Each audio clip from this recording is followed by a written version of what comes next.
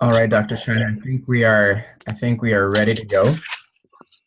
And so guys, if you guys have questions, we're just gonna feel free to pull up the chat window there, and we'll just start with whatever question comes up first.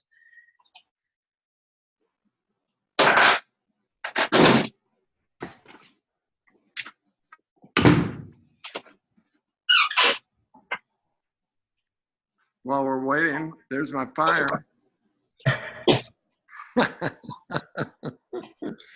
We have a nice fire tonight. Cold night in Louisville. So I did have a question here from a student who had emailed me. So I'm just gonna pull it up as we're waiting for other questions here.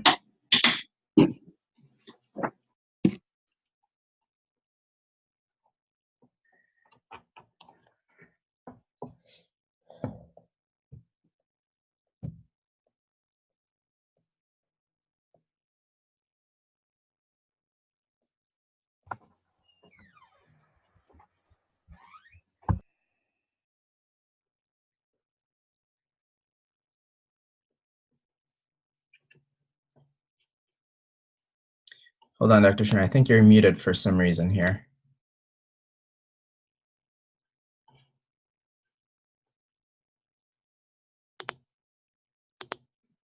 Are you able to unmute yourself?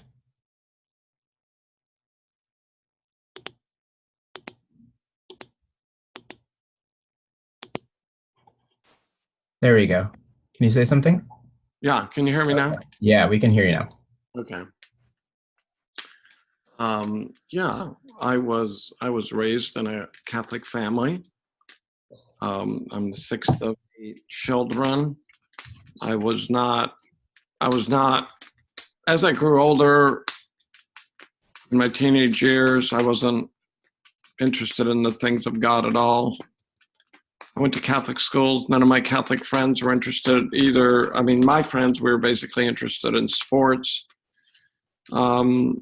But I didn't, as I grew older, I didn't do as well as I wanted to. My sophomore year, I started going out and getting drunk and things like that. In my junior year, I started dating a girl who I didn't know had become a Christian. And she started sharing with me her really just about the Christian life. That really intrigued me. I never heard anybody talk about God in a personal way before. So she gave me a Bible. I started, it was a living Bible at the time. I started reading the New Testament. There was a Bible study at her house. So I saw other kids my age reading and talking about the scriptures. And I mean, there's so much more I could say, but just to keep it brief, I was really converted in about 45 days, and that person is now my wife. We have 4 kids, all grown up kids, but yeah, that was 48 years ago. Yeah, a long time ago now. So we were high school sweethearts.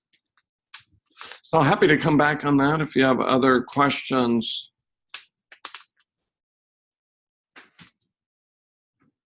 First Peter. I'm not sure I understand. Are you talking about external counseling because you're the pastor? That one question? Do you mean external counseling for another couple or external counseling for the pastor? Maybe you could clarify that. I'm not sure. I'm not sure what that question means. So if you could retype that, and then I'll come back to it. How to interact, read people like N.T. Wright and Scott McKnight? Well, I would just say that we can learn a lot from people like Tom Wright and Scott McKnight, but we should I mean, like everybody else, we should read them critically, recognizing that there's good things there, but there are things to watch out for. That's why it's good before somebody starts doing scholarship.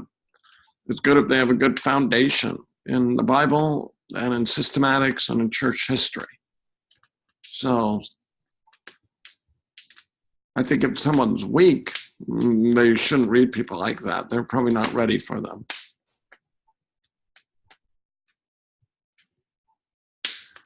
On 1 Timothy 2:12, it depends on the situation, but I don't, in principle, I mean, you hear some people say, you know what, the elders have agreed that a woman could preach in our church. I totally disagree with that. If that were the case, a woman could preach every Sunday because the elders could agree every Sunday. That makes no sense to me at all. I do not think a woman should be publicly in a mixed group teaching men and women the scripture. So I'm quite conservative on that.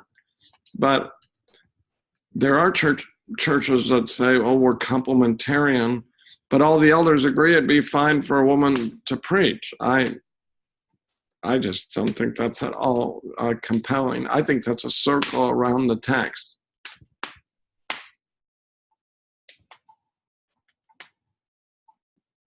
I think the discussion was about a man and one wife. So maybe I'm just not understanding that question. You know what, Andreas, can you help me with that question? Is it by the question not by Ian? Yeah, on one wife and on 1 Peter. Let's see. No, it's the class from Grabowski. The question. Oh, I skipped Caleb's. I'll come back to Caleb's. About one man and one wife. I'm probably not answering this question. I believe each man should have just one wife. I'm joking, right? But I do think when it says an elder is to be a one-woman man, that doesn't mean, in my view, that a pastor that it eliminates a divorced and remarried pastor. I mean, I'd be slow to hire someone like that. I'd want to know the circumstances of the divorce and remarriage. But the way I interpret that in 1 Timothy, I don't know if I'm answering the question, but the way I interpret that, there is, it doesn't eliminate necessarily a person who's been divorced and remarried. Hermeneutically, one reason I think that is it says not a drunkard. And I take it that means that you now have a established pattern of not being a drunkard. But the overarching requirement for elders is they're without reproach. That means if someone's divorced and remarried, in my judgment, they have to have a good reputation in the community and the church. If they have that good reputation in their marriage, people look up to them in their marriage, then I presume they're qualified. Caleb asked, what class do you recommend next? I mean, I think I'm not a big believer in a particular order. I mean, I presumably have taken New Testament 1 and 2, but even then I really don't think it's essential, because I think the way we learn isn't necessarily neatly sequenced. So, I mean, I would just say take as many of the intro classes first, so that when you're in your program longer, you can take the electives you'd prefer to take. I think that's the key, so that don't load up on all your electives, and then you find out at the end, oh, I'm really interested in this subject, and you have none left. So take those core requirements and then do electives later.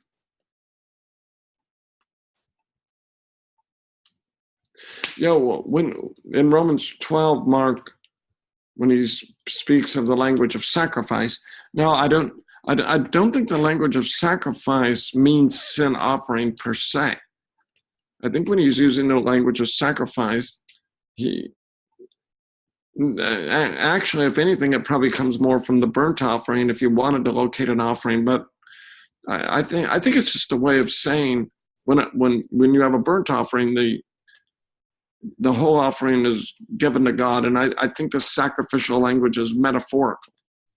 We ought not to press it. It's a metaphor for giving your life completely to God, and but clearly, He doesn't want us to be a sin offering. Ryan on Hebrews. Could you explain further your view on the warning passages in Hebrews? Okay, well, I talked about this quite a bit, so maybe I'll keep it really brief. I tend to be brief anyway in my answers. That's my style. But you feel free to come back to me. I would say I think there's exegetical warrant for understanding the warnings to be addressed to believers. I mean, that's the first question. The first question is exegetical. To whom are the warnings addressed? I'd say the warnings are addressed to believers, those who are enlightened, those who are sharers in the Holy Spirit, so forth and so on. Then is he teaching that true believers therefore can lose their salvation? Well, that depends on your reading of texts in Hebrews and the rest of the New Testament. But I take it from both what Hebrews says and the rest of the New Testament that true believers can't lose their salvation. Then I think we have many similar warning passages in the rest of the New Testament. So my understanding of the warnings in Hebrews, I think, is matched by many texts in the New Testament. And I would argue that the warnings are a means by which God keeps us. And, there's all kinds of examples in everyday life. No illustration from everyday life works perfectly, right?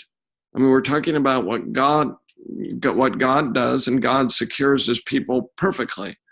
But before, when we were writing our book, The Race Set Before Us, we had a mountain climber as our editor, and he said, I know exactly what you're saying because I pay attention to the warnings, and by paying attention to the warnings, I have a means by which when I climb the mountain, I climb that mountain with complete confidence. So I would argue that the warnings are actually a means to building our assurance. So the warnings are not a call to introspect. The warnings are a call to action. The warnings are a call to persevere. So that's just a little bit. On the seal and trumpets between the cross and the resurrection, is that the resurrection of Jesus or the final resurrection of believers? Yeah, well, I don't. Maybe I said it wrong. What I mean is the seal and trumpet judgments begin at the cross and resurrection of Jesus, and they last till the second coming. That's what I mean. So you could even throw out the word. You could throw out the word cross. The seals and the trumpets, in my judgment, extend from Jesus' resurrection to the second coming. So my argument is the seals and the trumpets have been happening all through history. They're not, some futurists and dispensationalists argue that the seals and trumpets will only happen in the future. But I'm arguing they've happened since Jesus' resurrection. Do other classes incorporate tracing? Well, yes, I think, though, the ones that do it are all Greek exegesis classes. So if you can come on campus I'm not totally sure this. I know I do in my Greek exegesis classes, and I know Dr. Vickers requires it. I don't know if any other professor does that. Dr. Vickers and me do it, but in English Bible, I don't think anybody else does that. Austin.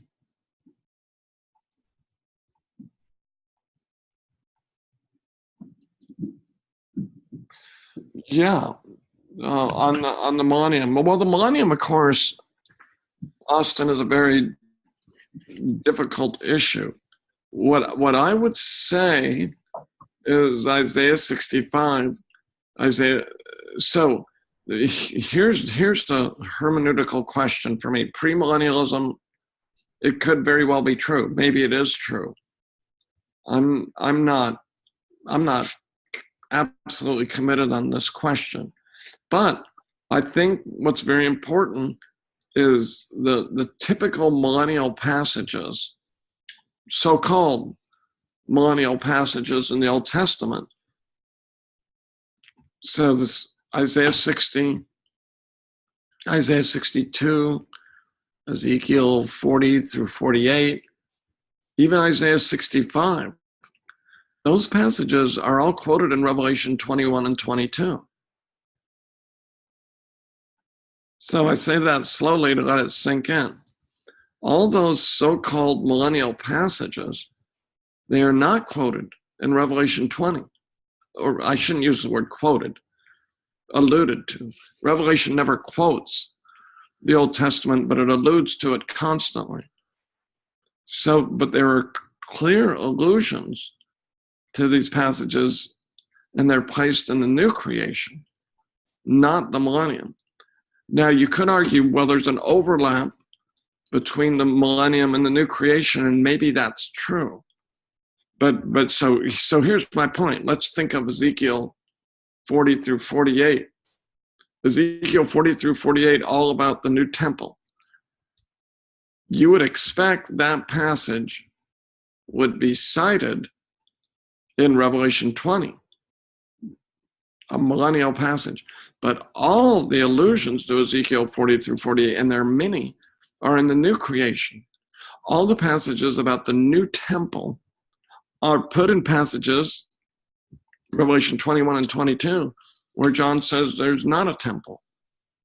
So if we take Revelation's appropriation of the Old Testament to be our interpretive guide, when John actually cites these Old Testament passages, he doesn't cite them in the text about the millennium, but about the new heavens and the new earth and the new creation. So at least that makes me think that the passages are not fulfilled in the so-called millennial kingdom. That John himself doesn't think there'll literally be a new temple. Now that could be wrong, but I don't think premillennialists have answered that question very well. Why all those Old Testament passages aren't in the so-called, well, not so-called, but in Revelation 20? Any books that a pastor must read? That's a very hard question.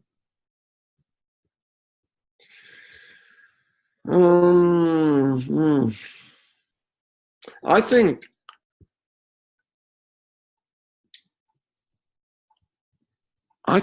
every pastor should read Augustine's Confessions. I think every pastor should dip into Augustine's disputes with Pelagius. I think every pastor, if at all possible, should read Calvin's Institutes. I think every pastor should read Luther's 1535 commentary on Galatians. I think, if possible, every pastor should read Edwards on the Freedom of the Will, and other of Edwards' writings. So why do I say this? Because I think the best way, I think a problem with a lot of people is they're historically, they've never read the greats. They've just read about them. And the great thing about the greats, because I've read all these books, is they're actually clear and they're fun to read, very enjoyable to read. And if you read them, you're not a second-hander. So, you're busy. You might not get to all of them, but don't forget to read the greats of the past. I mean, if I were just to choose anything, I would begin there. No, I don't think there are plans to make the Greek exegesis course available online, probably because we just wouldn't get enough interest. I don't know why, but I don't think there's any plans to do that. Yeah, some professors teach Greek exegesis courses during the J term, but I don't like to do that. Sorry. I don't like to do that because I just think the learning is so much better in an exegesis course if it's extended. And I'm old enough now that I can do what I want to on that score. So there's some good exegesis courses you can come for J terms. Dr. Williams is an excellent professor. He teaches Greek courses once or twice a year, in a week. And I think a couple others do too sometimes. He does it especially. But those are great courses. I think he teaches maybe Ephesians, Galatians in that format. So I think those would be really helpful. I have a question asked over video regarding covenants, gifts, and the end times. All right, Vince. Do you want to go ahead and ask your question here? Absolutely. Can you guys hear me? We can hear you. You're on the air. Excellent. So I guess I recently had a challenge from a pastor who's a continuationalist regarding 1 Corinthians 13:8, and he mentioned the whole passage about the partial passing away and the perfect coming. Could that indeed be an indication of what Peter is quoting Joel about in Acts, about the last days, being here? And also, could we use 70 AD as a hard stop to the apostolic gifts?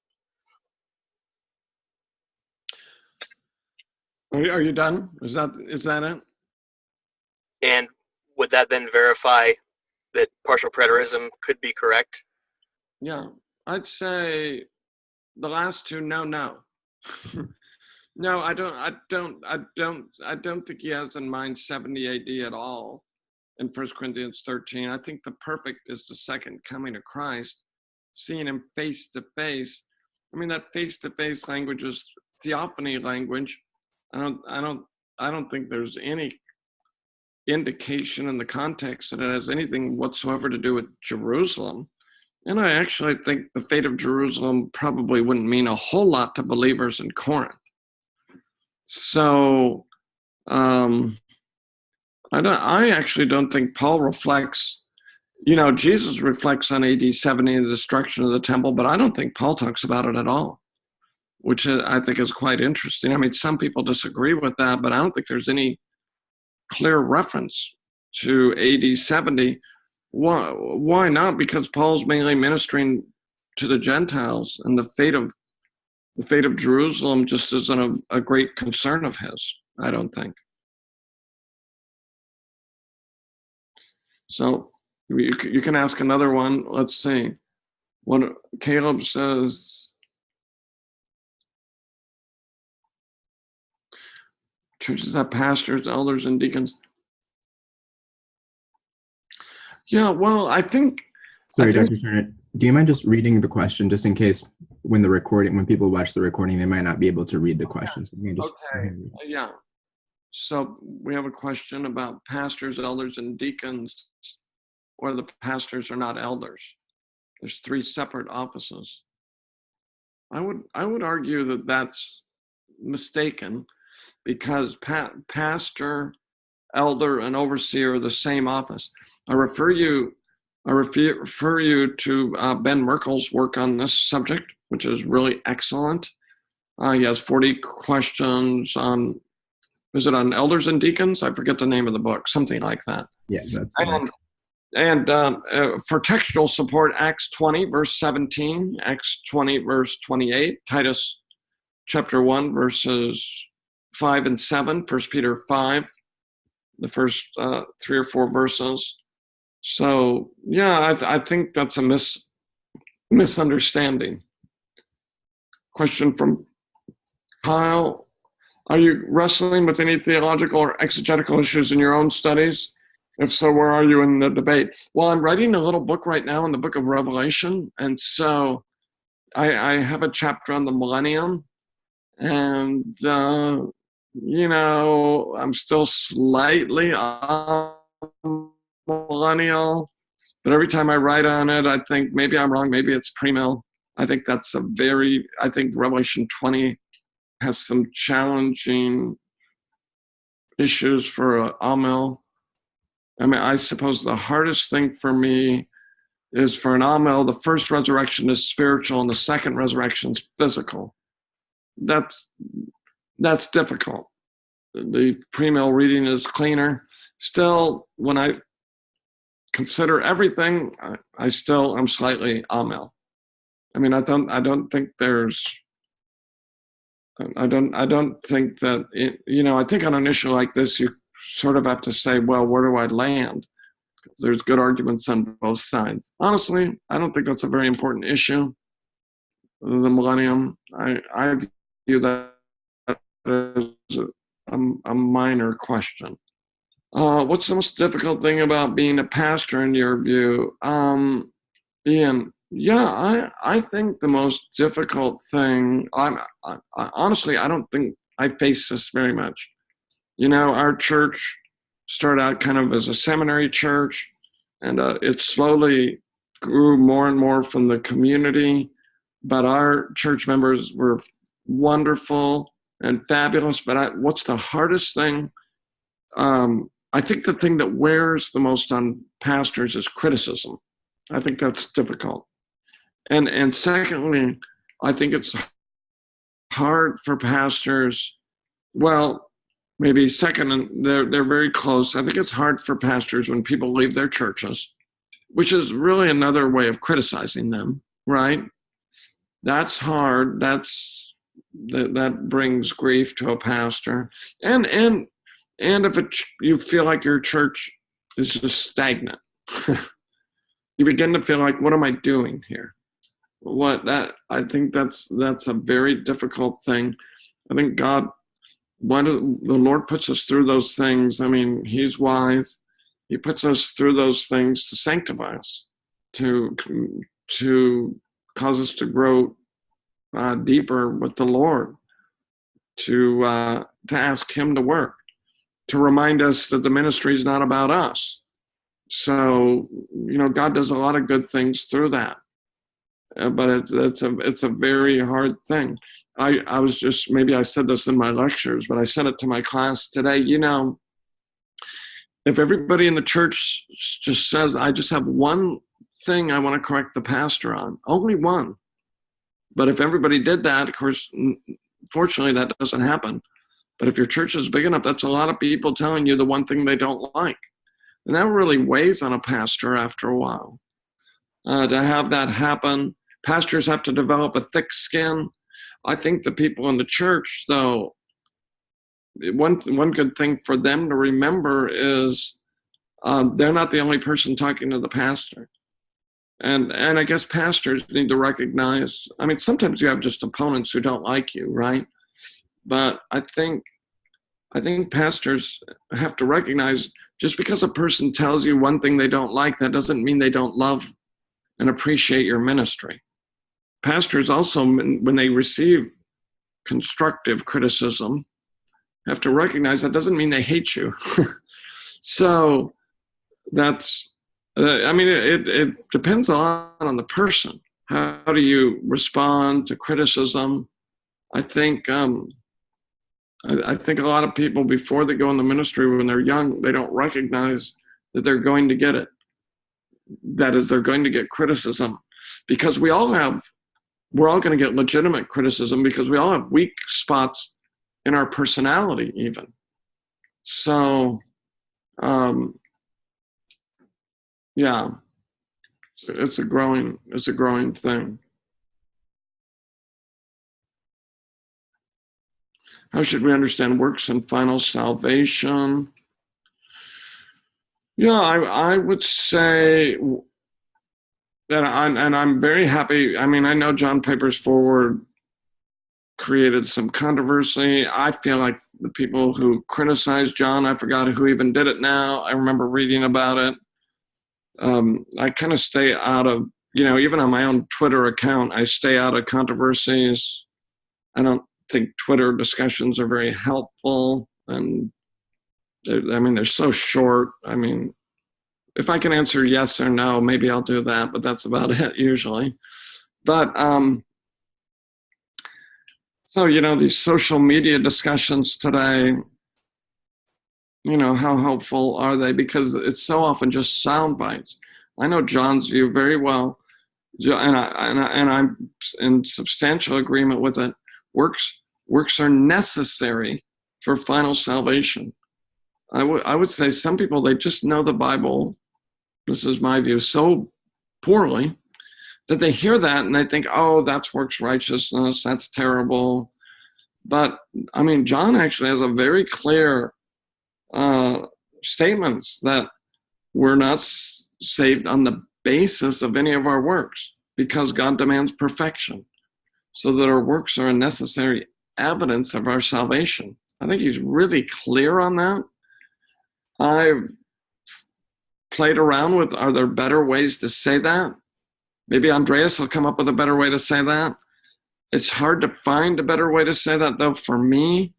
So I'm happy with that terminology. I think that's what Calvin believed. I think rightly, if you read Luther rightly, Luther believed that as well. But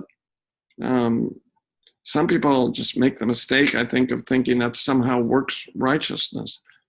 I had a guy writing me yesterday, and I mean, honestly, his view of faith was, but I got out of discussion with him because I don't have time for these long email discussions. I'd have to start writing him books, and there's plenty of books being written.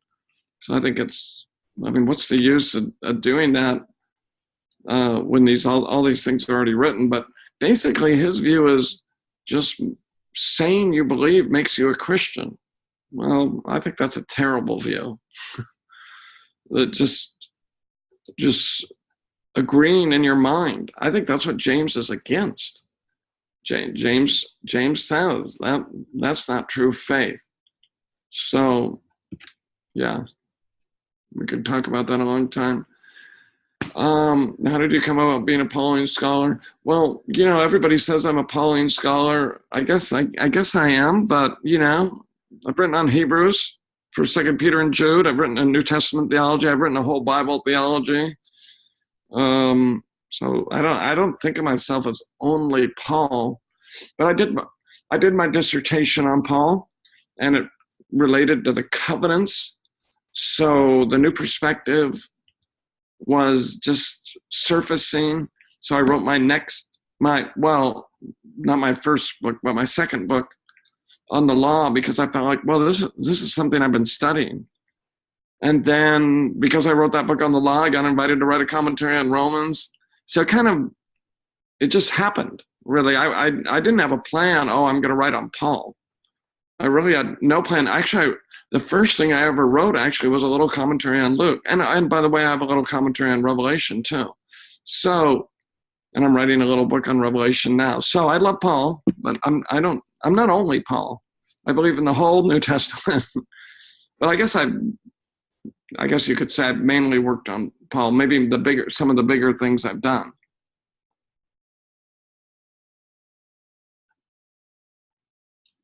'19th century scholars who are modernistic, reject Pauline authorship.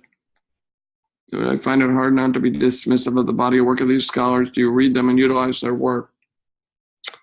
Yeah, well, I've read more, 19th century. I mean, that's the 1800s. I haven't done a lot of reading. I've read more history of interpretations because those views are still around today. In the 20th century and the 21st century, those conclusions, they're still mainstream in most sectors of New Testament scholarship. So I read those views all the time. Do I dismiss the scholars? I try to listen to what they're saying even when I disagree. And then I try to learn from them where I can learn from them. So I wouldn't want to use the word dismissive. It depends on the person. I mean, Udo Schnelle is a German scholar who has very typical critical views of authorship. But I think his Pauline theology and New Testament theology are really good and interesting. And I learned a ton from them. Or Peter Stuhlmacher. Other people like maybe a Mark Nanos or Douglas Campbell, I have more significant disagreements with them, but it's not so much on authorship, it's just how they put their theology together. So yeah, I think modernism is a problem, but my main issue is where they are theologically, because I don't know if I'm answering your question well. I'm not tempted by their views of authorship, but I think all those views, I mean, honestly, if I thought I had to reinvent the wheel, but honestly, I think those views have been answered well. And, historically, Donald Guthrie's introduction, which nobody reads anymore because it's so long, but then you have Carson and Moo, and you have all kinds of good introductions that defend, and then in individual commentaries that defend the authorship of various books.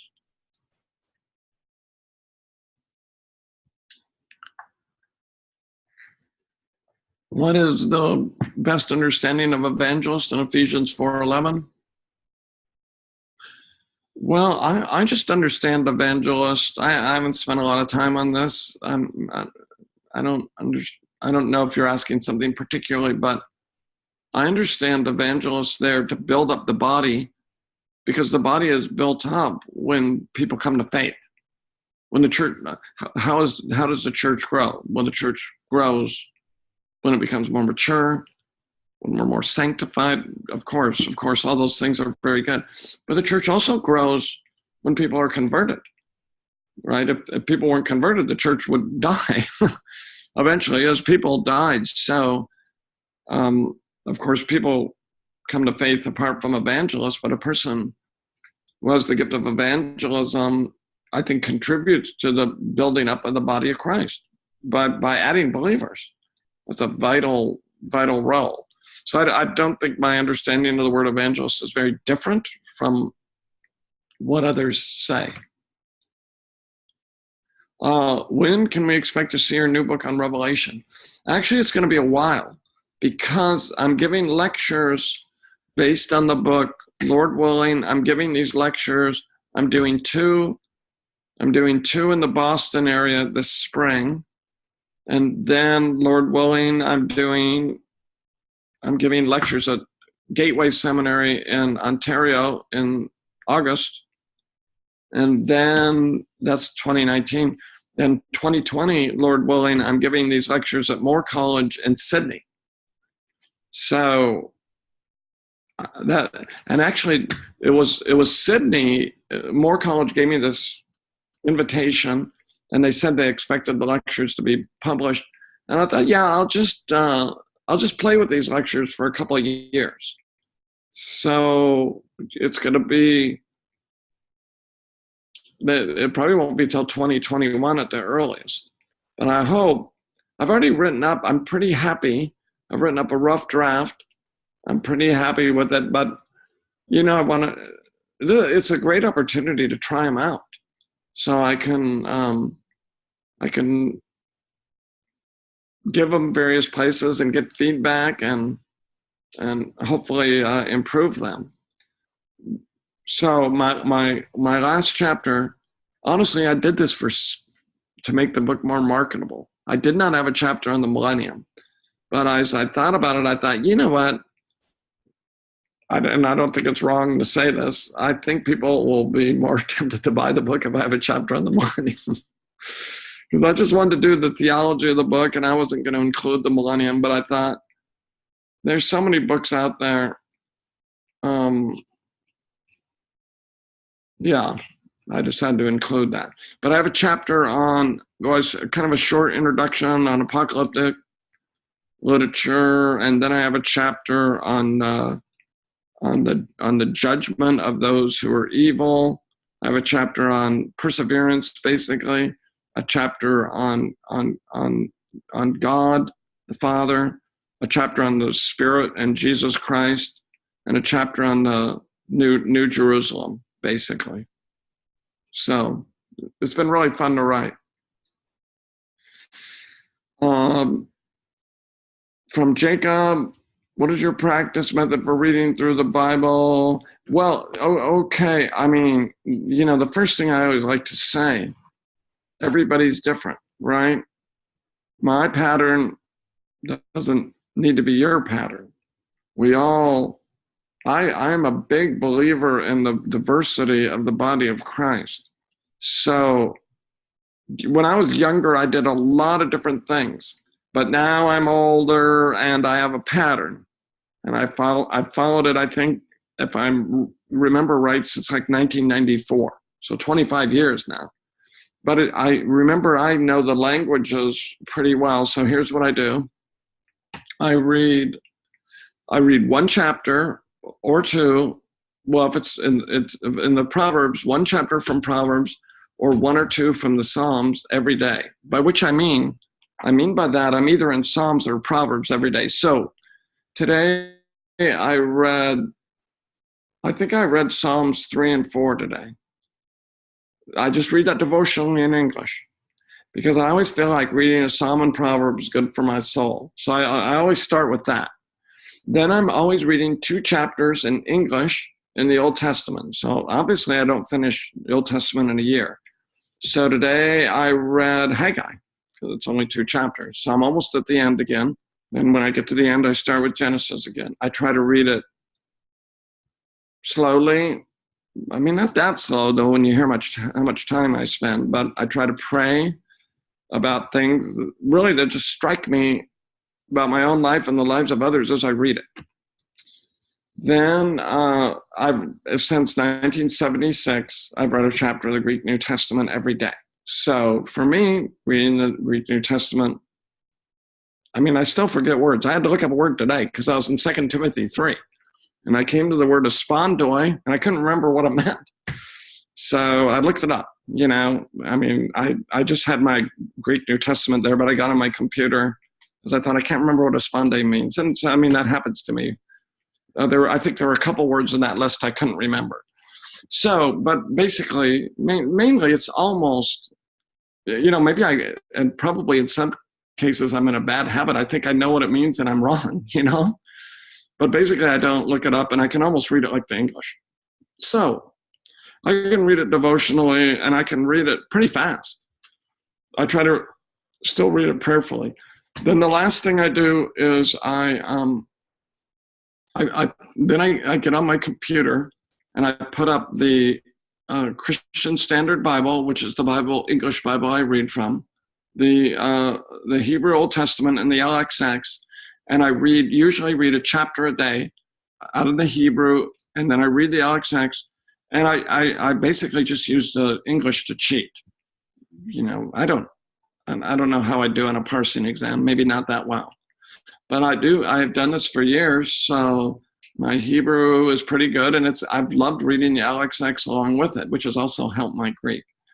So, and then I pray a prayer. I pray, besides personal concerns, but I pray a page of our prayer directory from our church every day.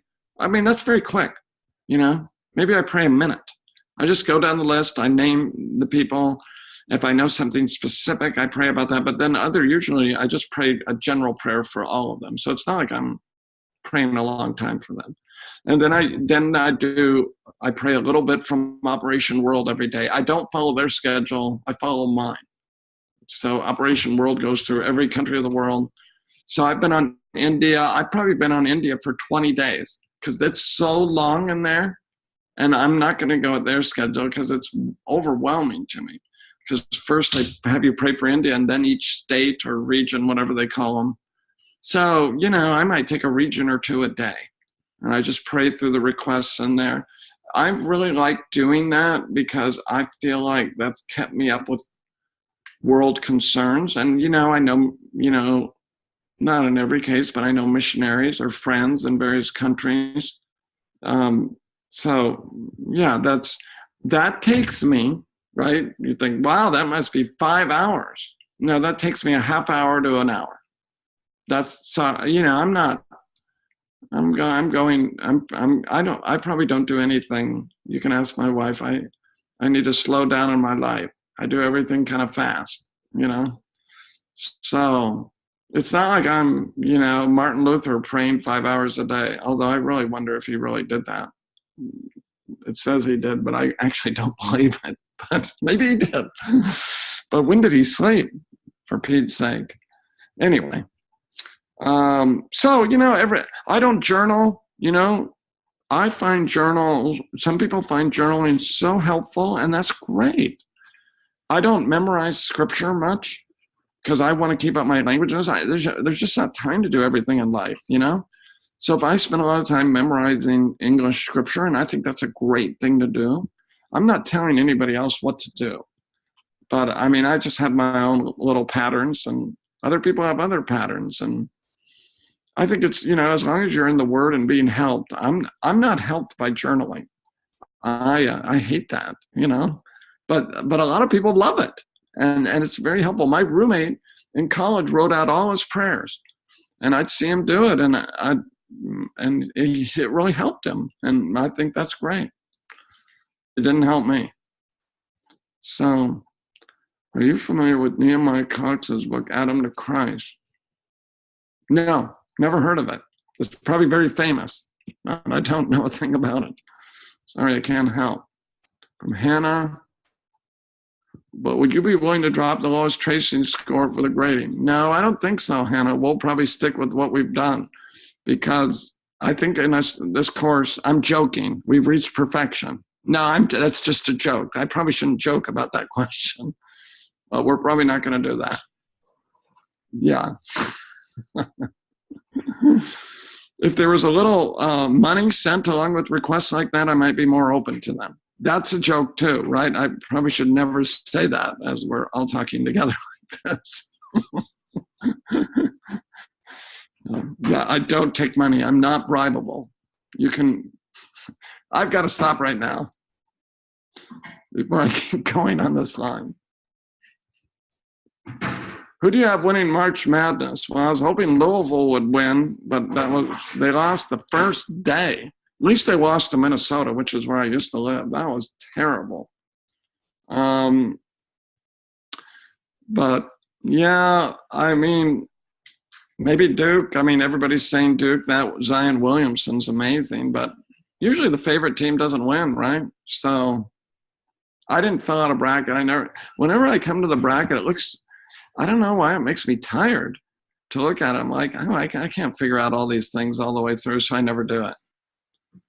But I wouldn't mind if Kentucky won. I'm in Kentucky now.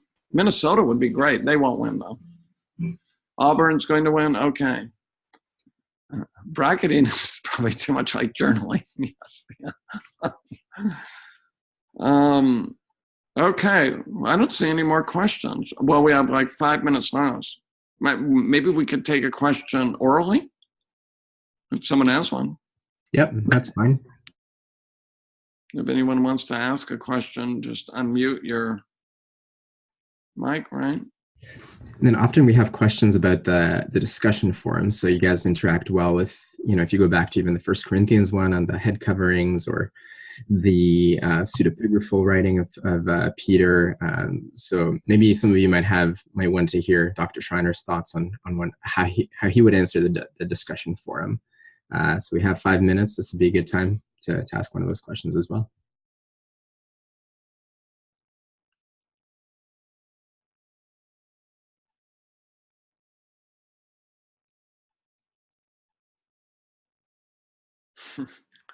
Well, we could just sign off, right? Which is fine, totally fine. Well, I see someone's voting for Gonzaga. I'd like Gonzaga to win too, because I'm from the West Coast, so I kind of like West Coast teams.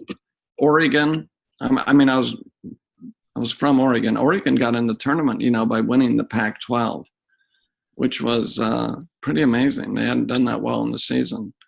If you want any more sports commentary from me, I'll probably be on the radio soon, or maybe I'll just be on ESPN. I don't know. Well, we're not hearing anything else. Should we just cut it off for the night, Andreas? Good. It was good talking to you all. I hope you've learned a lot from the class and it's been helpful to you. Really, may the Lord bless your various ministries.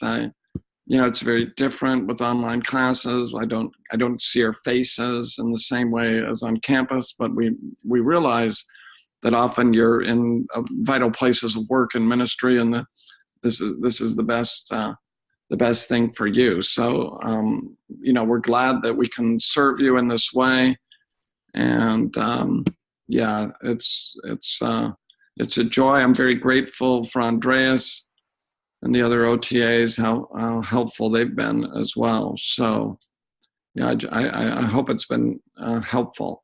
So, all right. Thanks. I see the thank yous for the class. Thanks so much. I appreciate that. And, if someday we're in person, tell me you took this class, so then I can meet you in person sometime. Sounds good. Okay. God bless. Yeah. Thank you. Thank you. Good night.